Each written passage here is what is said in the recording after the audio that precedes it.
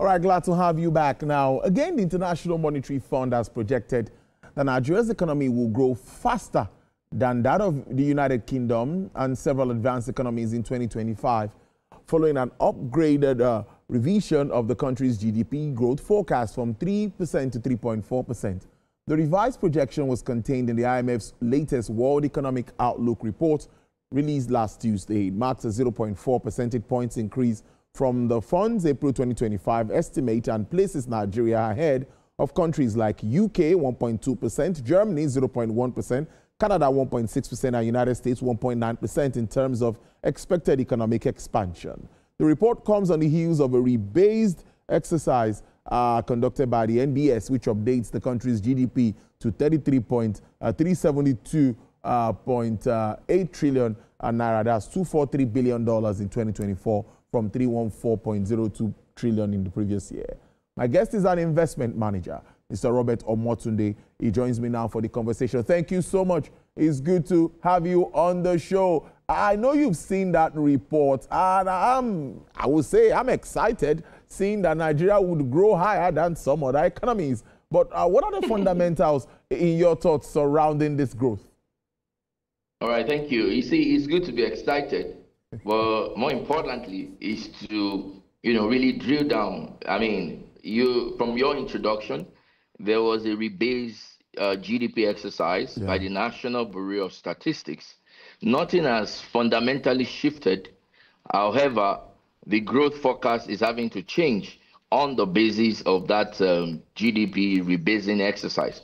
And as you will note, IMF's revision is coming off, I mean, it's not just peculiar to Nigeria. I mean, the revision, it's across major economies of the world, within sub-Saharan to developed economies, the United States and the UK.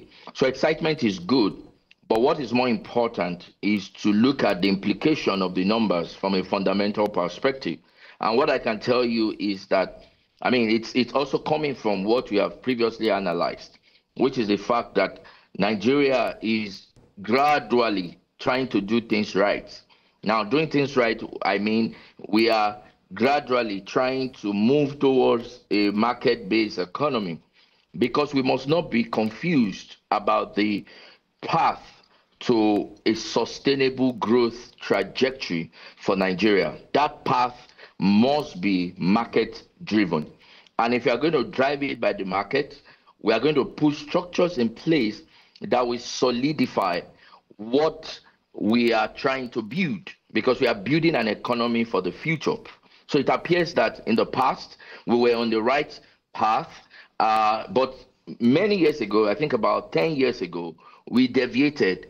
And then for about 10 years, we were doing things that would not, get us to that sustainable path. But it looks like we are gradually getting back.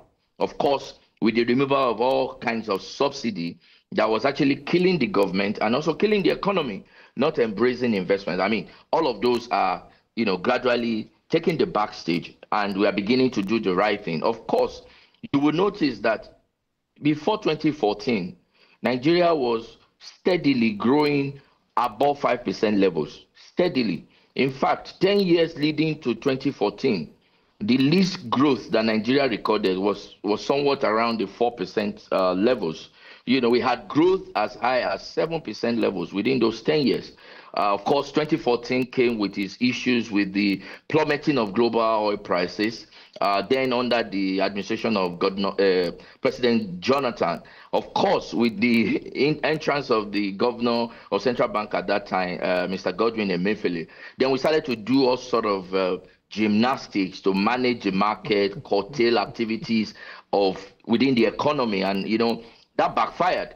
And the result is what we saw, especially with our exchange rate that really depreciated and was devalued beyond reasoning, to the point that as we speak, even with the rebased exercise, you will see that our GDP in nominal terms is still around $245 or so billion. Meanwhile, this was an economy post the rebasing exercise that was conducted then in 2013. We were comfortable above $500 billion dollars of GDP in nominal terms. So think about it. It looks like Nigeria's GDP in dollar terms is bigger than, it's bigger in 2013 than it is right now. So in the real sense of it, there are no too much reasons for excitement, right? Because growth is a number. You're just measuring, the rate of increase in your real economic activities. So when we say you are measuring the rate of increase, when you look at your GDP from constant time, like is from a real perspective in terms of economic activities that has taken place, you're measuring one period over another. And that figure in percentage terms is what is showing you the growth. But when you look at it in absolute terms, you will see that 2013 was $500 billion, comfortable. And here in 2025, we are talking about, let's even assume, $245 billion. So it looks like the GDP had halved. Now, when you now look at the impact on the lives of people, of course, we can begin to dimension it. What was the GDP per capita in 2013, or fast forward 2015? 10 years after, what is now our GDP per capita?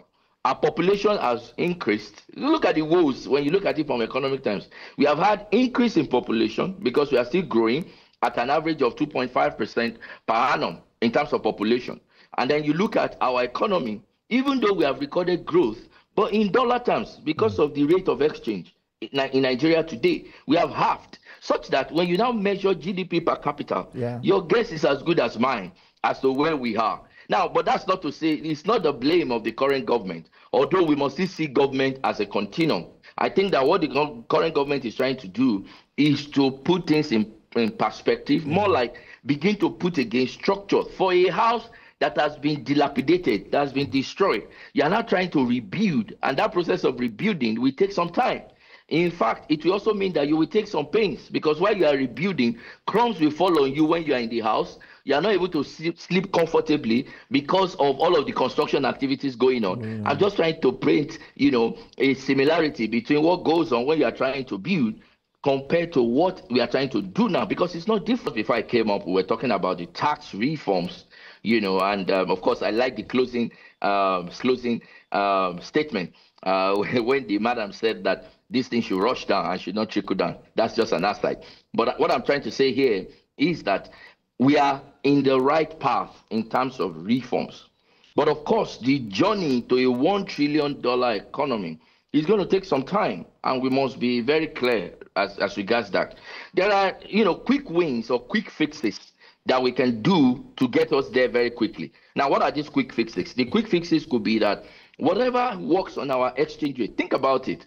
Today, we are $245 billion in terms of, the GDP size, right? With an exchange rate of 1,500, 550 levels. Now, imagine if you have that exchange rate to say 750 or 800, immediately you're at the nominal level of our economy in Naira terms, you immediately jump to $500 billion, which then means that you are 50% away from your target. Those are the quick wins or the quick fixes.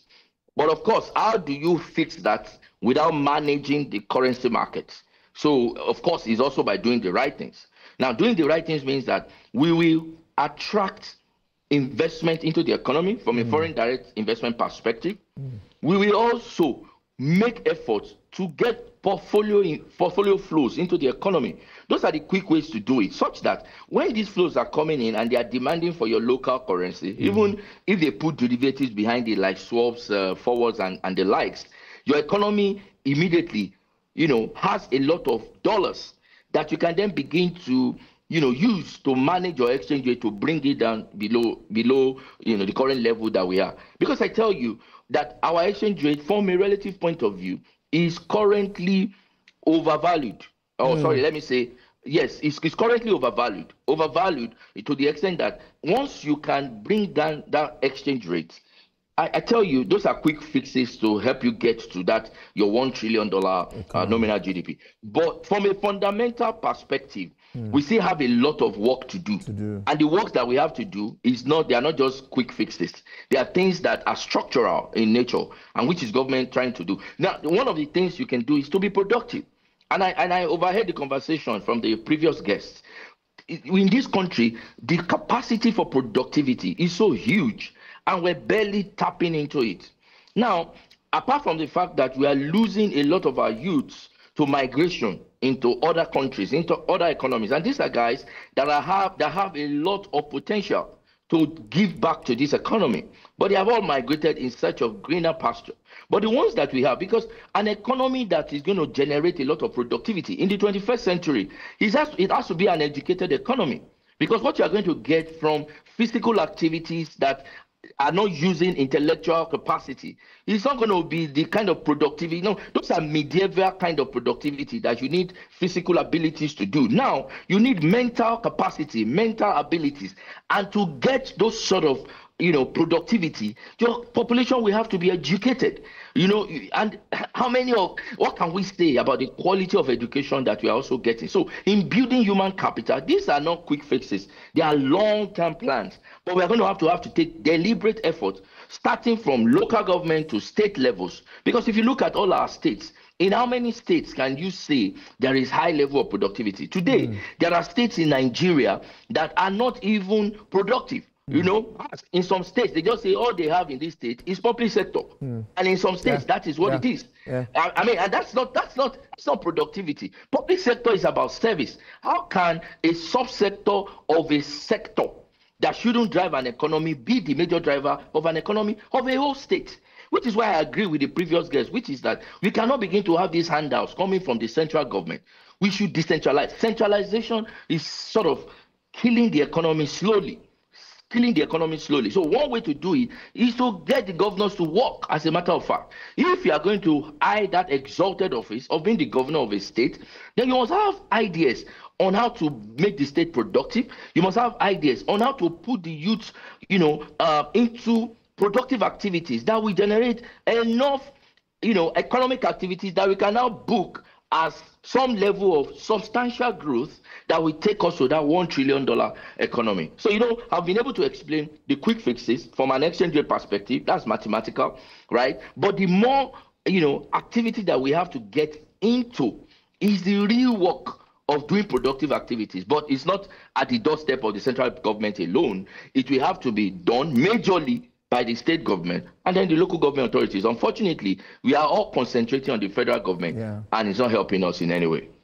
I think that will shift as we move on. Well, the IMF is also talking about factors like the U.S. tariffs and all of that affecting us. Considering that tariff hike and how it affects Nigeria, I've always argued to the fact that I think it's time we start to look more inwards. What's the FTA playing in all of this? You see, AFTA was a very beautiful agreement, that's Africa Continental Free Trade Agreement. And, if you look at the geographical location of Africa, let's look at our geographical landmass as Africa, compare to some other countries or other continents, right? In fact, if you look at the landmass of Africa, it's probably the same size of Russia as a country. You see what I mean? So it is to the interest of Africa for us to see Africa as one market, something similar to what is happening in the Euro area, something that, makes us see Africa as one single market. And that is going to benefit us in a lot of ways.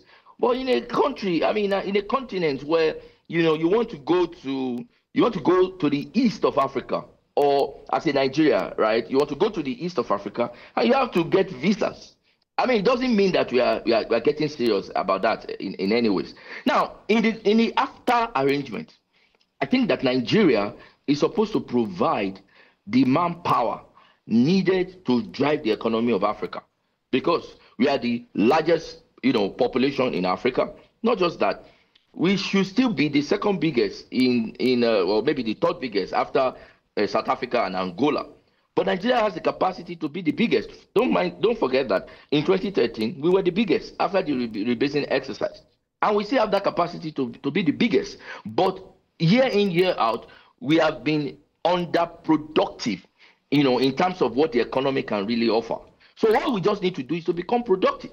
Now, in the absence of the seriousness of the subnational governments or, other local municipalities in Nigeria, the AFTA arrangement can help us to leverage on the, the seriousness of countries that are ahead. So that by the time we begin to see, Africa as one single market, then the opportunities can then go around.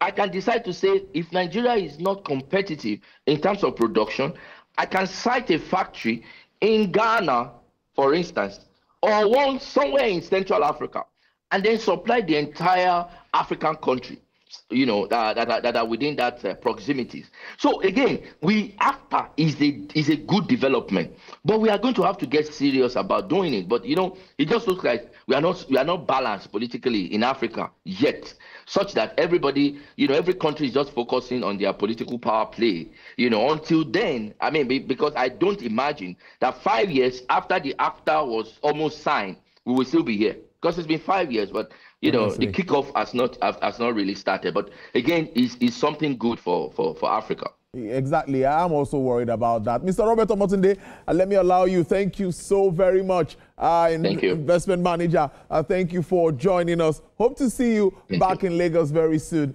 Enjoy the rest of your stay in Akwa Ibom State. All right then. Well, I'm back to the studio where we continue our market